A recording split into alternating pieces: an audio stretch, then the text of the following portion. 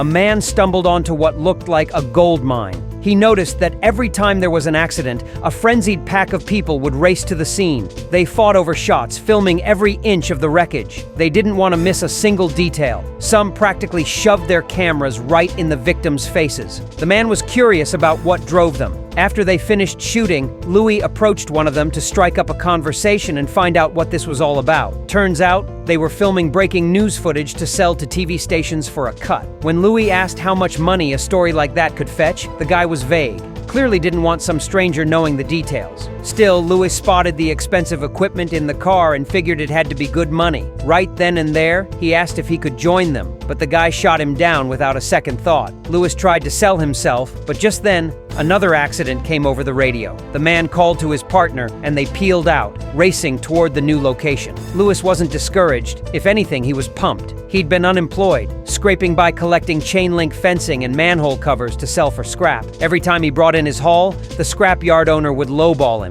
The guy clearly had Louis pegged, which meant Louis barely made anything despite all the work. He'd finally decided to look for a real job, but with no experience, nobody would hire him. Eventually, he even offered to work for free as an intern at the scrapyard, but the owner didn't care. He knew exactly where Louis got his merchandise. In that moment, Louis hit rock bottom. He felt like his future was a dead end. Just when he thought he'd be stuck drifting forever, what he'd seen at that crash site gave him a glimmer of hope. Back home, Louis stayed up watching every news channel. Before long, he found coverage of last night's accident. The next day, he headed to a park and zeroed in on an expensive-looking bicycle. Once the owner walked away, he swiped it and sold it for $800. With that cash, he bought a camera and a police scanner. If nobody would show him the ropes, he'd figure it out himself. That night, he parked on the side of the road, listening to the scanner over and over, picking up all kinds of chatter. It didn't take long to realize he'd underestimated how tough this would be. Just decoding all the police codes was giving him a headache.